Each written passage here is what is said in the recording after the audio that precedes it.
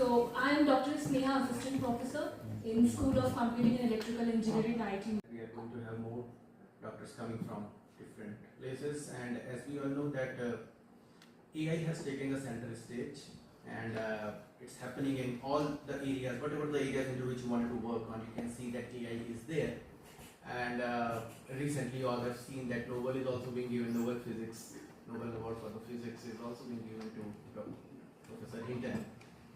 And the point is that persons are criticizing AI in different ways, but the point is that you can work on AI and there are certain techniques, certain areas into which if you apply, it is definitely going to be beneficial, and medical imaging is one of them.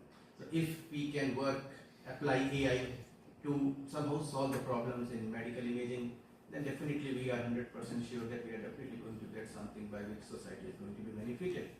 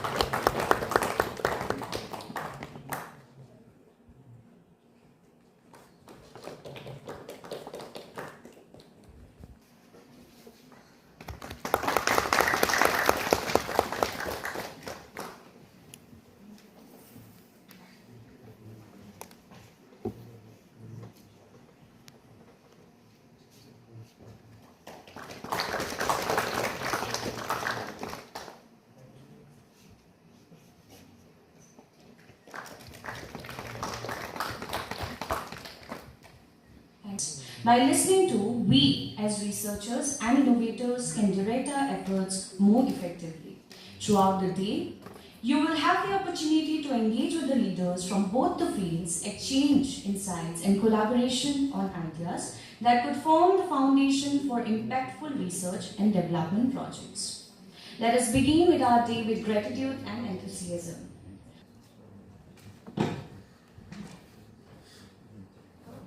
A very good morning, everyone. Thank you very much for having me here. And first of all, extremely jealous of your classroom. It is amazingly beautiful. And we mainly talking about role of neuroimaging and how some applications are there which can help us. So brain, as we know, it is a fascinating organ. It has a wonderful ability to adapt. And that's why it is very difficult to, understand. And isn't it fascinating that our brain is helping us to learn about AI so that AI can learn about the brain. So that is the wonder of, brain. So before we go ahead, we have to know the story of six blind Einstein's body. He took it with himself and to his home. And for 20 years it was not known. Because he was fascinated, he wanted to know that how a man can be so much genius.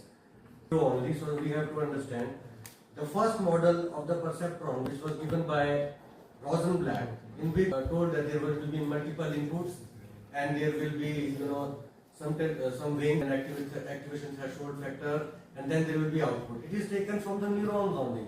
like the dendrites, they take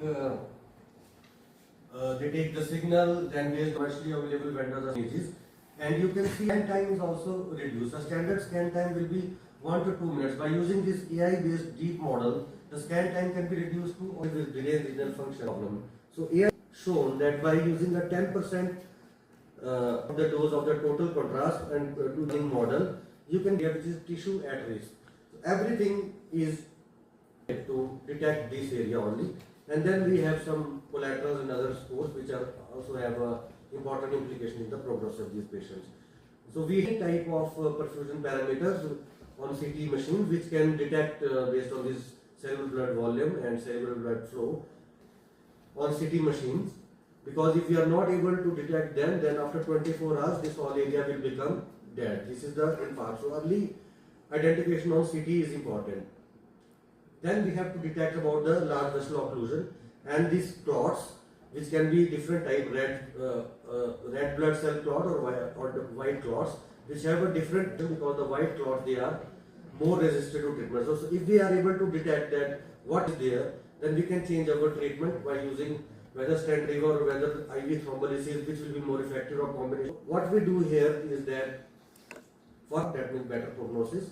If it is poor collateral, then that means massive infarct and we have to institute the treatment very fast. We have many things like clot burden. How much is the clot burden? Blood flow and volume, they are almost equal. That means this is almost a core. There is nothing to, but a patient like this is maintained. This blue means that there is a reduction and flow is markedly reduced. So volume flow mismatch means that there is significant penumbra in these patients, and we can do a lot to help this patient when doing mechanical thrombectomy. Then we have MR based scores like diffusion flare mismatch, which can also tell about the prognosis of these patients. So score of 5, that is slightly poor, and then it is telling about whether the occlusion is there. So already it is telling me that left vessel major occlusion is there, large vessel occlusion, and then it is calculating the perfusion and generating these maps and telling me what is the mismatch ratio, that is how much is the penumbra to the close ratio. So in this case it was not good. That means in this case we do not go for mechanical thrombectomy. This is one case I treat and this is reported because there is no manpower to great capabilities to detect this hemorrhage, and even better than radiologists in many conditions. So in peripheral should also even guide us about what coil size we should place here, what is we should use, rather than having a manual error. So these are some of the aneurysm that we treatment here. So you have a chance to collaborate on these therapeutic things. Based models can rupture in these cases. Another important thing is radiomics. The assessment is, I want to again use the story of two walls, that one will be good, one will be bad. So will AI will be good, it will depend on what we will feed. So I hope we will feed good thing to the AI and it will do a greater good to us. Thank you very much.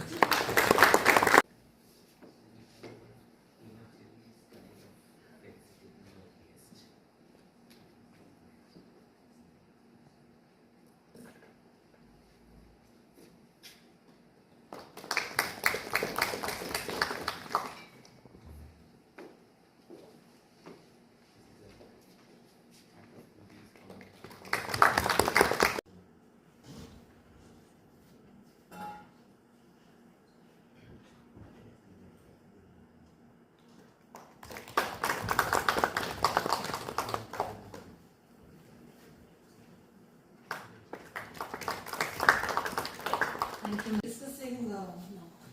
Okay, we can collaborate with other people.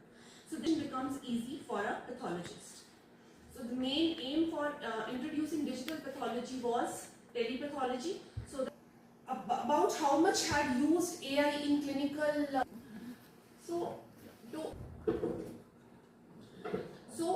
For this there is a concept of pyramids. So image, when we are at the lower resolution, there the resolution will not be that good, but we will have a highly trained pathology. So as an AI specialist, you are trying to design an AI algorithm, you need that data should be highly validated.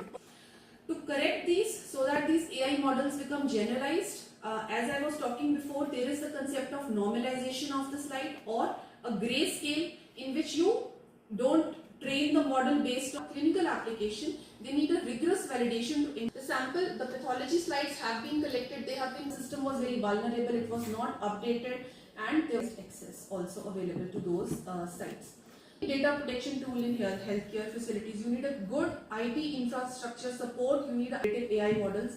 You people know better about it. So the annotation rhythm in which I can prioritize the case, that this is the case which need an immediate decision for the. In case of PMA, we can take the sample from multiple patient or same practice. From a single patient. PMA problem. You can take from a single patient also, as well as you can have multiple. Reaching till the wall and associated SCEE obstruction. Coming to hepatic lesion characterization, we use triphasic images. This is the delayed phase image.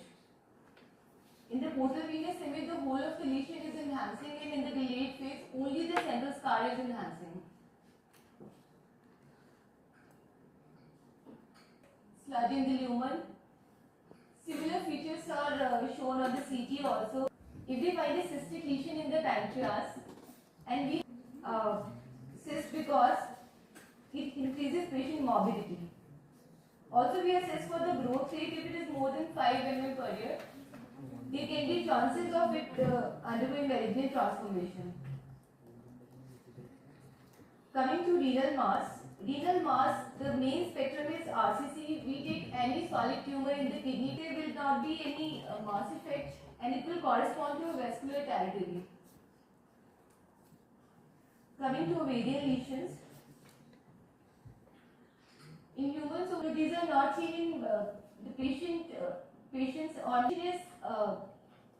Compared to T1 or T2, it is trapped into the tubes and ovaries. On imaging, we see a thick-walled, complex cystic ovarian. Do measure the longest diameter, even if the orientation of the longest diameter varies during follow-up. Don't regard new sclerotic bone lesions as progressive disease, as they may represent filling in of a previously lytic lesions that were not detectable on the.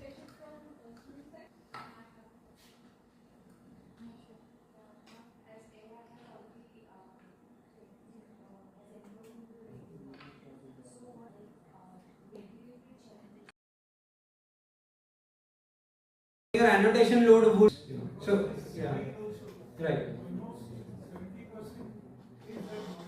Right, exactly, yes. Another thing that could be done is that if you are doing a multi-resolution, scenario like 10x, 20x, 40x, and so on, then you could, because in 10x you can easily throw away a lot of sort of regions, and then only focus on the.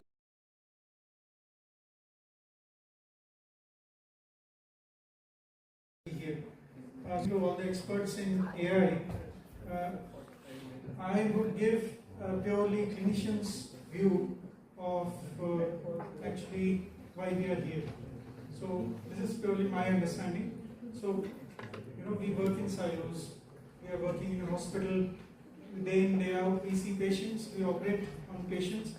We know our problems, and we have a very faint idea, if at all we have an idea, of the technological solutions that may exist.